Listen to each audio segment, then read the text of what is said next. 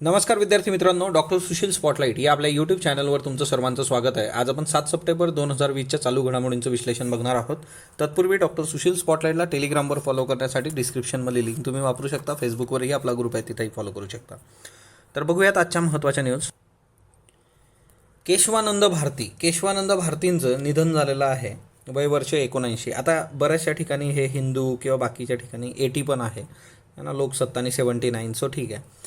केशवानंद भारती खटला आपण बघितला होता. केशवानंद भारती विरुद्ध केरळ राज्य खटला याची लिंक जी आहे ती मी कालच पोस्ट केलेली आहे. तर या व्हिडिओच्या एंड स्क्रीनला पण मी ते ॲड करून देतो. केशवानंद भारती जे आहेत की बेसिक स्ट्रक्चर आपल्या ज्या संविधानाचं डिफाईन झालं ते या खटल्यामध्ये झालं होतं आणि त्याच्यामुळेच है ना संविधानाचे तारणहार वगैरे है ना केशवानंद भारतींना बऱ्याच काही बिरुदं दिली गेली त्या काळामध्ये.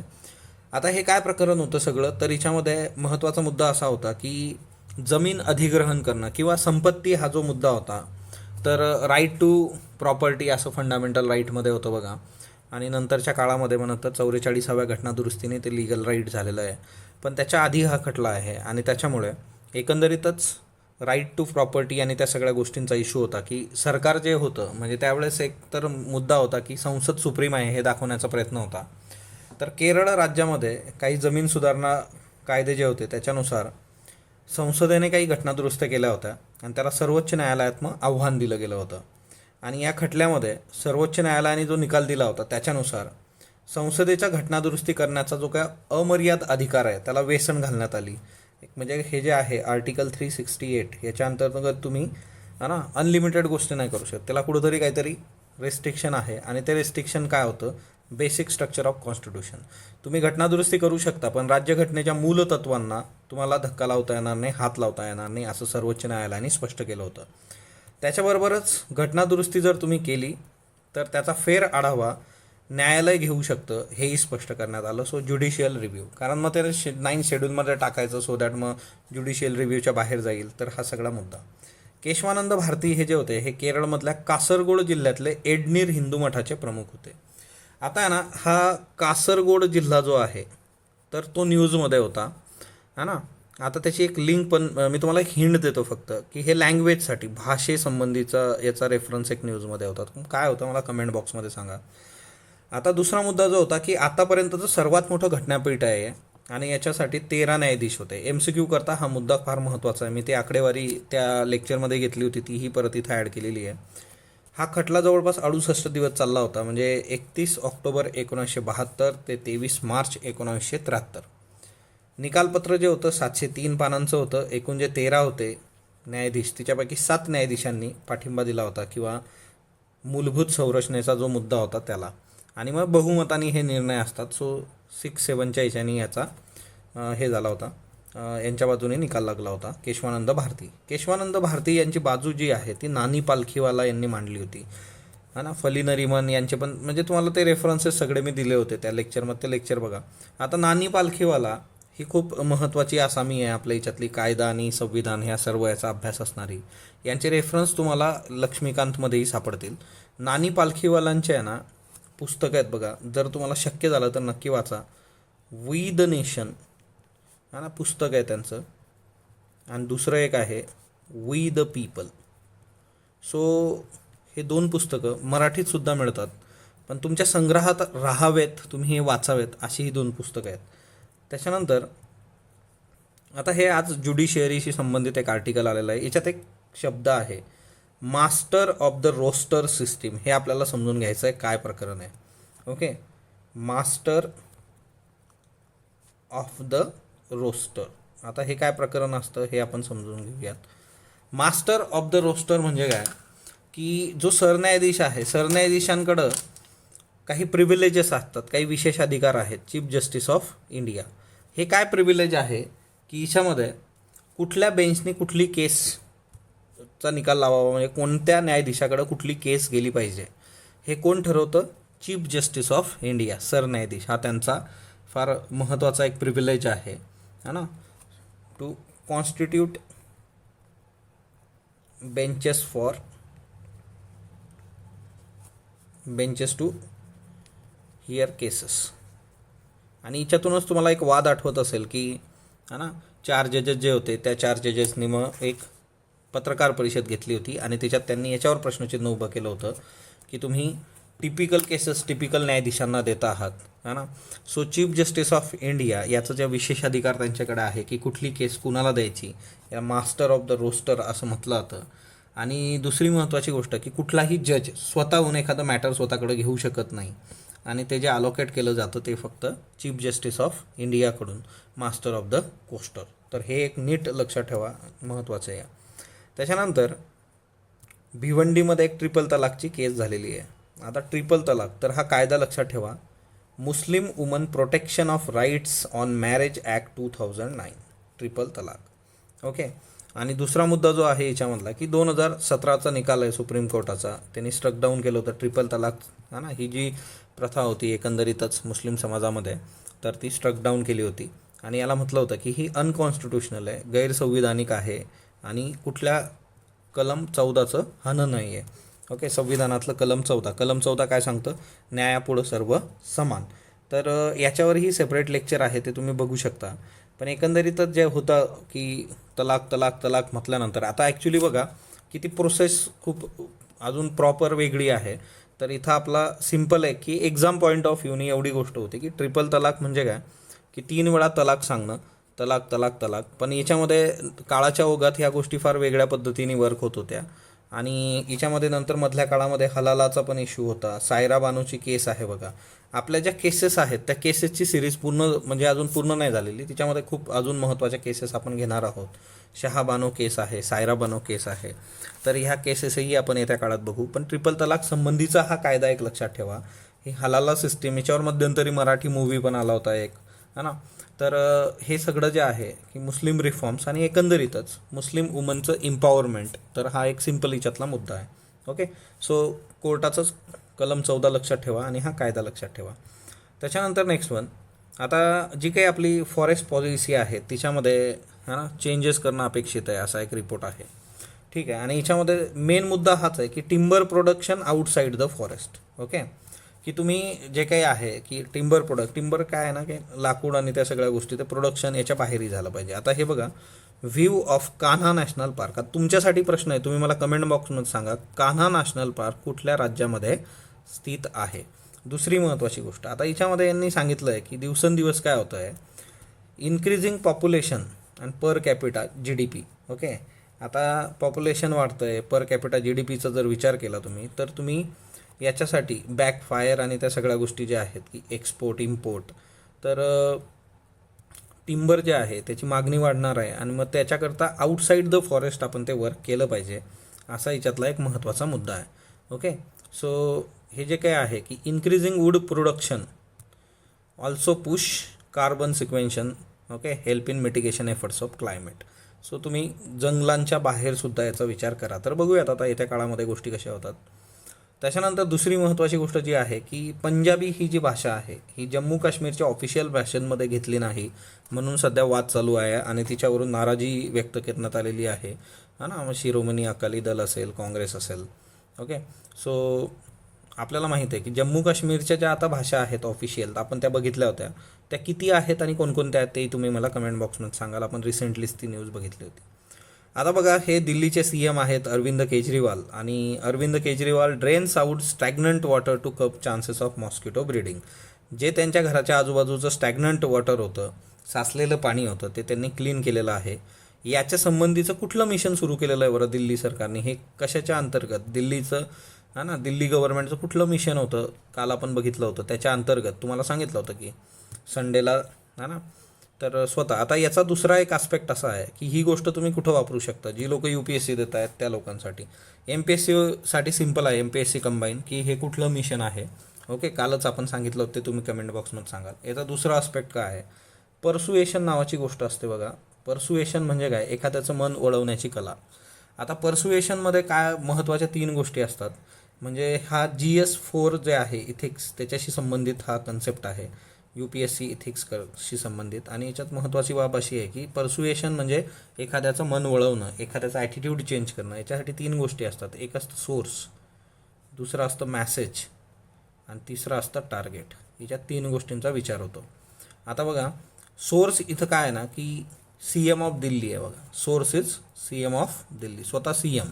आता कसं आहे की कोण मॅसेज देत आहे, मॅसेज काय आहे, सिम्पल मॅसेज आहे, त्यांच्या कृतीमधून तो दिसतोय हा मॅसेज की बाबा स्टॅग्नंट वॉटर जे आहे तुमच्या घराच्या इथं ते तुम्ही बकेटमध्ये जमा करताय सगळं, कारण जेणेकरून जे काही मच्छर आहे त्यांची पैदास होणार नाही.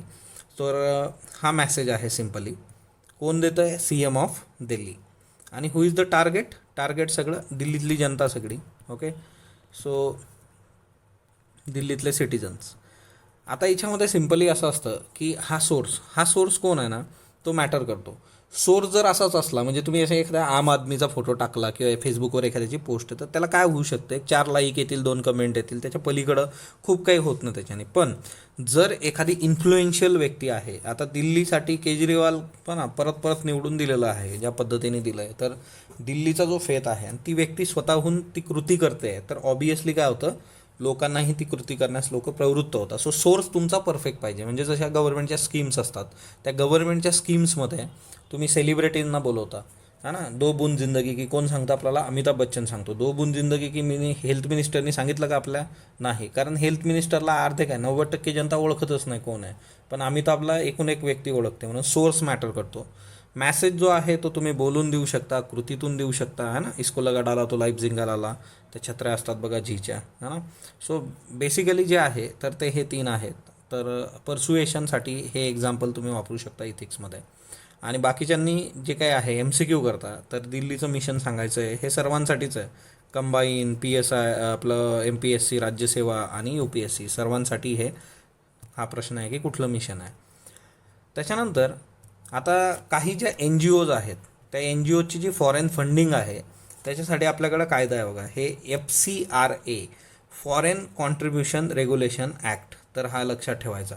Okay, foreign contribution regulation act म्हणजे भारतातल्या NGO त्यांना कोण पैसे देतं, कुठून येतो, विदेशी पैसा कसा येतो, तर त्याचं रेग्युलेशन, नियमन करणारा कायदा आपल्याकडे आहे, फॉरेन कॉन्ट्रीब्युशन रेग्युलेशन ॲक्ट. याच्यानुसार 4 ख्रिश्चन ग्रुपचं जे काही आहे क्लिअरन्स आणि त्या सगळा इश्यू, याच्यामध्ये फक्त एवढं लक्षात ठेवा की हे कुणाच्या अंडर येतं, होम मिनिस्ट्रीच्या अंडर येतं. MCQ करता म्हणजे NGOला बाहेरून जो विदेशी पैसा मिळतो आहे ती सगळं कशाच्या अंडर आहे, फॉरेन कॉन्ट्रीब्युशन रेग्युलेशन ॲक्ट, आणि हे होम मिनिस्ट्री, गृह मंत्रालयाच्या अंतर्गत येतं. तेवढं एक लक्षात ठेवा, एक्झाम पॉईंट ऑफ व्ह्यू भरपूर झालं. देशातल्या आता हे मुंबईमध्ये, आता महाराष्ट्रात जे काही आपलं हे होणार आहे विधिमंडळाचं अधिवेशन, त्याच्यामध्ये 40 लोक टेस्ट केलेले आहेत, बाधित सापडलेले आहेत. आणि एकंदरच महाराष्ट्राने कळस गाठलेला आहे. महाराष्ट्रात 23,000 केसेस आहेत कालच्या याच्यामध्ये, तर हे दिवसेंदिवस वाढतं आहे. पण मी तुम्हाला एवढंच सांगतो की ज्या लोकांना हा अनुभव आला आहे त्यांच्यासाठी ते भयानक होतं. तुम्हाला अजूनपर्यंत आलं नसेल तर आता बऱ्याच लोकांची ती भीती नाही आहे, काहीच नाही, असं नका करू. तर काळजी घ्या तुम्ही, ते फार गरजेचं आहे. दुसरा महत्त्वाचा मुद्दा बघा, मॅप्स आपल्यासाठी महत्त्वाचे आहेत.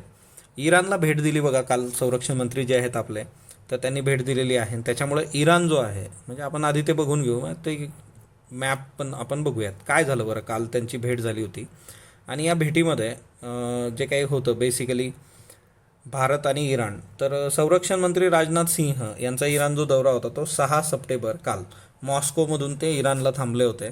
आणि तिथं त्यांनी त्यांचे जे समप्रदस्थ म्हटलं इराणचे जे काही संरक्षण मंत्री ब्रिगेडियर जनरल अमीर हतामी यांच्याबरोबर त्यांनी चर्चा केली. याच्यामध्ये काय होतं तर द्विपक्षीय सहकार्य होतं, प्रादेशिक सुरक्षितता आणि अफगाणिस्तानातली परिस्थिती. So peace process in Afghanistan. So हे 3 मुद्दे होते. या 3 मुद्द्यांवर चर्चा झाली आणि ही चर्चा जी आहे ती सकारात्मक होती आणि सफल होती असं सांगण्यात आलं. दुसरी महत्त्वाची गोष्ट जी आहे की पर्शियन आखात याच्यामध्ये इराण, अमेरिका आणि संयुक्त अरब अमिराती या तिघांमध्ये तणाव आहे आणि त्याच्यासाठी राजनाथ सिंह यांनी चिंता व्यक्त केली होती शांघाय सहकार्य संघटनेच्या बैठकीत आता मॉस्को रशियामध्ये. त्याच्यानंतर अमेरिकेने इराणशी अणुकरार रद्द करून त्याच्यावर निर्बंध लादलेत हे आपल्याला माहीत आहे, त्याच्यामुळे आपणही तेल घेणं बंद केलेलं आहे. आता इराणच्या बाबतीमध्ये काही गोष्टी तुम्हाला लक्षात ठेवणं अपेक्षित आहे. म्हणजे आपण हे मॅप बघूयात आणि ते आपल्यासाठी खूप महत्त्वाचे आहेत. आता बघा हा इराण जो आहे तर इराण कॅस्पियन समुद्र आणि पर्शियनचं आखात, पर्शियन गल्फ याच्यामध्ये बघा. तर हे असं पण विचारलं जाऊ शकतं आपल्याला. ओके, जसं आपण टर्कीच्या बाबतीत बघतो है ना, टर्की कुठल्या 2 समुद्र किंवा वॉटर बॉडीजच्या मध्यभागी सांगा बरं मला. आता दुसरी महत्त्वाची गोष्ट जी आहे की हा जो इराण आहे याला बॉर्डर कोण कोण करतं. याला बॉर्डर पाकिस्तान करतो, याला बॉर्डर अफगाणिस्तान करतो, याला बॉर्डर तुर्कमेनिस्तान करतो. ओके, याला बॉर्डर ह्या जो आहे अझर है ना, अझरबैजान है ना. सो त्याच्यानंतर इकडं जे आहे अर्मेनिया, त्याच्यानंतर हा जो आहे टर्की. ओके, त्याच्यानंतर हा जो आहे इराण. तर हे देश तुम्ही लक्षात ठेवा. त्याच्यानंतर हे जे खुजेस्तान आहे बघा. ओके, सो खुजेस्तान जे आहे तर ते नवीन तेलाचे साठे इथं सापडलेले आहेत. ही ठिकाणं महत्त्वाची आहे. तेहरान एक लक्षात ठेवा. पुढचा जो मुद्दा आपला याच्यातला तो म्हणजे काय की ही जी शहरं आहेत ही फार महत्त्वाची आपल्यासाठी. हे जे आहे हे बंदर अब्बास, त्याच्यानंतर बुशेहर, याच्यातली जी शहरं आहेत सगळी इराणमधली, तर याच्यामध्ये हे बघा हे जे आहे नानंज लक्षात ठेवायचं MCQसाठी. नानंज काय आहे, इथं युरेनियमचा एकमेव इनरिचमेंट प्लांट आहे. ओके, नानंज युरेनियमचा एकमेव इनरिचमेंट प्लांट. त्याच्यानंतर फॉर्डो काय आहे तर हे फ्युअल इनरिचमेंट टेक्नॉलॉजी इथं फॉर्डो. ओके, आणि इथं एक अराक म्हणून आहे बघा. अराक हे जे आहे अराक आहे. अराकमध्ये काय हेवी वॉटर प्लांट आहे हा. ओके, आणि म्हणजे हे टिपिकल नानंज, फॉर्डो, अराक आणि हा पर्चिन नावाचं पण ठिकाण आहे. हे टिपिकल शहरं इथली लक्षात ठेवा किंवा ही ठिकाणं न्यूजमध्ये होती. तुम्ही जर पेपर सोडवले असतील वेगवेगळे तर तिच्यातही तुम्हाला दिसतात. आणि हां, दुसरा महत्त्वाचा मुद्दा काय आहे ना की बघा हा अरेबियन सी आहे, हे पर्शियन गल्फ आहे आणि हे जे आहे हे काय स्ट्रेट ऑफ हॉर्म्यूज. ओके, तर इराण हीच धमकी देतं की आम्हाला त्रास दिला तर आम्ही हे बंद करून टाकू. आणि मग हा ना सगळी वाहतूक जी आहे स्ट्रेट ऑफ हॉर्म्यूज आपण बघितलेलं आहे की इथून खूप मोठ्या प्रमाणावर वाहतूक होती वेगवेगळ्या याची. म्हणजे इथली ही जे आहे बंदर अब्बास, बंदर ए मकाम, बुशेर, शिराज, पर्सिप है ना, जाहेदन पुढच्या मॅपमध्ये महत्त्वाचं आपल्यासाठी, तेही आपण बघणार आहोत. आता बघा इथं आपण चाबार पोर्टचा इश्यू आहे बघा, मागेही डिस्कस केला होता. चाबार पोर्ट जे आहे भारताचा संबंध तिथला सरळ, तर हे कांडलाशी जोडलं गेलेलं आहे बघा असं है ना. इथं हे ग्वादर आहे, हा पाकिस्तान आहे. या ग्वादर आणि चाबारमध्ये फक्त 72 किलोमीटरचं अंतर आहे. So Chabahar port, Gwadar port पाकिस्तानमध्ये, चाबार पोर्ट जे आहे हा इराण आहे. तर हे एक लक्षात ठेवा. त्याच्यानंतर इथून भारताचा पुढचा जो प्लॅन आहे की इथून रस्ता बनवायचा हा, तर हे जाहेदम आणि झरंग ठिकाण बघा आहे. आणि झरंगपासून हे जातं कुठपर्यंत, काबूलपर्यंत अफगाणिस्तानमध्ये. ओके, तर मग आपल्यासाठी हे सोपं आहे इथून है ना ट्रान्सपोर्ट आणि त्या गोष्टी. सो झरंग, काबूल, देहेदन.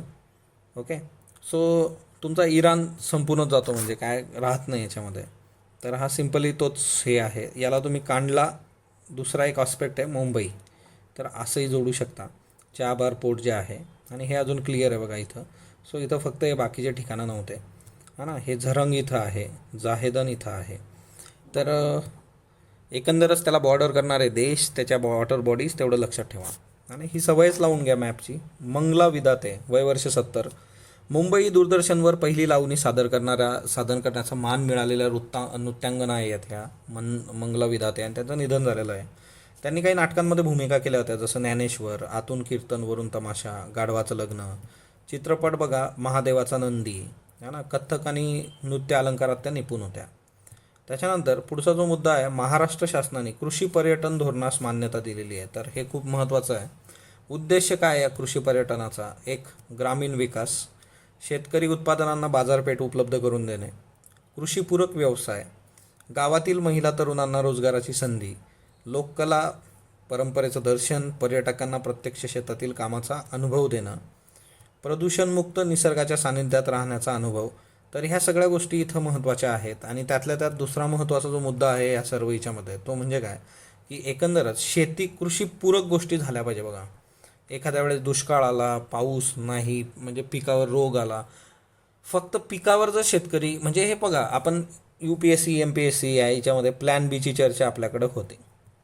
हा प्लॅन बी शेतीसाठी पण पाहिजे, प्रत्येक क्षेत्रासाठी पाहिजे. म्हणजे एकीकडं काय ना की सिम्पली तुम्ही जर शेतीवर होत नसेल तर त्याच्याबरोबर दुसऱ्या अजून काही गोष्टी केल्या पाहिजे. पशुपालन केलं पाहिजे, शेळीपालन केलं पाहिजे, आणि नंबर ऑफ गोष्टी आहेत. आणि पुण्याच्या आजूबाजूला आहेत, म्हणजे ॲग्रिकल्चर टुरिझमचे बरेच ऑप्शन्स आहेत इथं, तर तुम्ही जाऊही शकतात. आणि सिम्पल आहे, तिथं काहीच नाही, बैलगाडी वगैरे. शहरातल्या मुलांना त्यांना त्याचं आकर्षण असतं. त्या सगळ्या गोष्टींमधून गावातल्या महिलांना आणि तरुणांना कशी रोजगाराची संधी मिळणार, तर तिथं लोक येतील, राहतील, त्याच्यानंतर त्यांचं जेवण, ह्या सगळ्या गोष्टी, हा ना, तर एक चांगला रोजगार मिळेल, चांगलं उत्पन्न त्यांना आणि ते मिळेल. आणि सीझनल, सर्व सीझनमध्ये हे चालू राहील बघा. तुम्ही जर या गोष्टी प्रॉपर मेंटेन केल्या तर लोक सर्व सीझनमध्ये तिथं येऊ शकतात. आणि असं नाही की आता कृषीच्या बाबतीमध्ये सीझनल जे काही आपण बघतो अनएम्प्लॉयमेंट, तोही मुद्दा राहणार नाही. कृषी पर्यटन केंद्र कोण उभारू शकतं बघा? वैयक्तिक शेतकरी उभारू शकतो, शेतकऱ्याची कृषी सहकारी संस्था उभारू शकते, कृषी विज्ञान केंद्र KVK पण उभारू शकतात, कृषी महाविद्यालय करू शकतात, कृषी विद्यापीठं, शेतकऱ्यांच्या भागीदारी संस्था किंवा कंपन्या. आता याच्यात असं होऊ शकतं की जर शेतकऱ्याला प्रॉपर सपोर्ट आणि त्याचा अवेअरनेस नाही झालं तर मग ह्या भागीदारी संस्था, कंपन्या येऊन ते करतील. पण शेतकऱ्यांनी हे करणं, शेतकऱ्यापर्यंत हे जाणं फार गरजेचं आहे. आता या पर्यटन केंद्रांना पर्यटन विभागाकडून नोंदणी प्रमाणपत्र देण्यात येणार आहे आणि त्याच्या आधारे शेतकऱ्यांना बँकेत कर्ज मिळू शकेल. निकष काय आहे? 2 ते 5 एकरपर्यंतचं शेतीचं क्षेत्र पाहिजे, त्या ठिकाणी निवास, भोजन, स्वयंपाकघराची व्यवस्था पाहिजे. शुल्क काय याच्याकरता? तर कृषी पर्यटन केंद्रासाठी जवळपास 2,500 रुपये, दर 5 वर्षांनी 1,000 रुपये. ओके. आणि हे फार गरजेचं आहे. तर हा सेल्फ एक्सपिरियन्स सांगतो, है ना. आमची पण शेती ही वर्षानुवर्ष दुसरी लोकं करायची आणि ती कंप्लीट लॉसमध्ये होती, है ना. जे 50-50 आपण देतो, है ना. नंतर तिथं आम्ही जस्ट एक अभ्यास करून एक गोट फार्म सुरू केला होता आणि तो गोट फार्म जर आता 5-6 वर्ष झालीत त्याला, तो one of the best project आहे in Maharashtra and in India, हा ना. तर तुम्ही भेट देऊ शकता त्यालाही. बरेचसे स्टुडंट येऊन गेलेले आहेत. खानदेश गोट फार्म म्हणून यूट्यूब चॅनल पण आहे बघा, तिच्यावरून तुम्हाला आयडिया येतील, हा ना. त्याच्यानंतर त्याचं भारतातलं पहिलं गोट टॉक नावाचं कमर्शियल ॲपसुद्धा आपण सुरू केलेलं आहे, है ना. ते तुम्हाला याच्यावर प्ले स्टोअरवर मिळेल. यस मोहिंदर ज्येष्ठ संगीतकार होते, मोहिंदर सिंह सराना. त्यांचे चित्रपट बघा, त्यांचं निधन झालेलं आहे. नीली, रिपोर्टर राजू, पापी, नाता, शिरीन फरहद.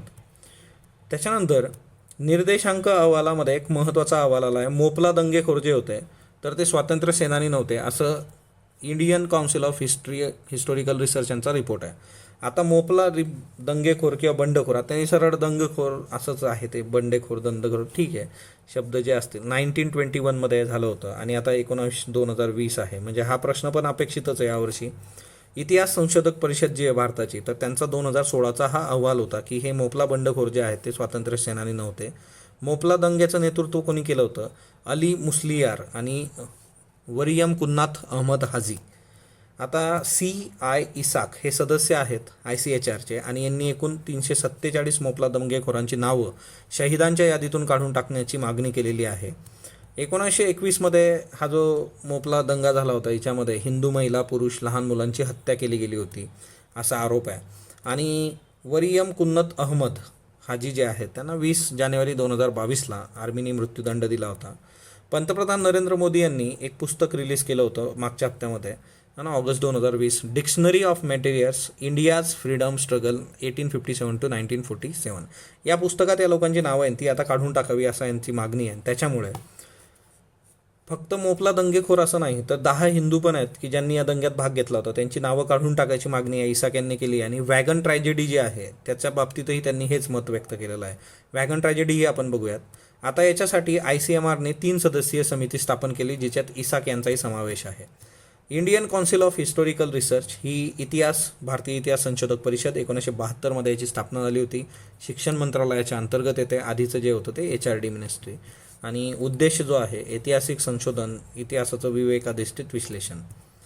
वॅगन ट्रॅजेडी 1921 झाली होती, ज्याला वॅगन शोकांतिका तुम्ही म्हणू शकता. 21 नोव्हेंबर 1921 हे जो मलबार दंग्यामध्ये भाग घेतलेले 70 शेतकरी होते, त्यांना मलबार पोलिसांनी खिडक्या नसलेल्या रेल्वेच्या डब्यात कोंबलं होतं. मग तुम्ही विचार करा, जसं ब्लॅक होल ट्रॅजेडी झाली होती त्याच पद्धतीने खिडक्या नसलेल्या रेल्वेच्या डब्यात कोंबलं आणि कोईम्बतूरला नेताना, म्हणजे तिथल्या तुरुंगात न्यायचं यांना म्हणून, गुदमरून अन्न पाणी काहीच नव्हतं तिथं, त्यांचा मृत्यू झाला. 70 पैकी काही लोकांनी स्वतःचं मूत्रप्राशन केलं होतं, त्याच्यामुळे ते वाचले होते. या घटनेतला दक्षिणेतला जालियनवाला बाग असं म्हटलं होतं, दक्षिण भारतातला जालियनवाला बाग हत्याकांड. आणि याला तुम्ही ब्लॅक होल ट्रॅजेडीशी पण कम्पेअर करू शकता. आता ब्लॅक होल ट्रॅजेडी काय होती सांगा बरं कमेंट बॉक्समध्ये. 1972 केरळ सरकारने याला वॅगन ट्रॅजेडी असं म्हटलं होतं.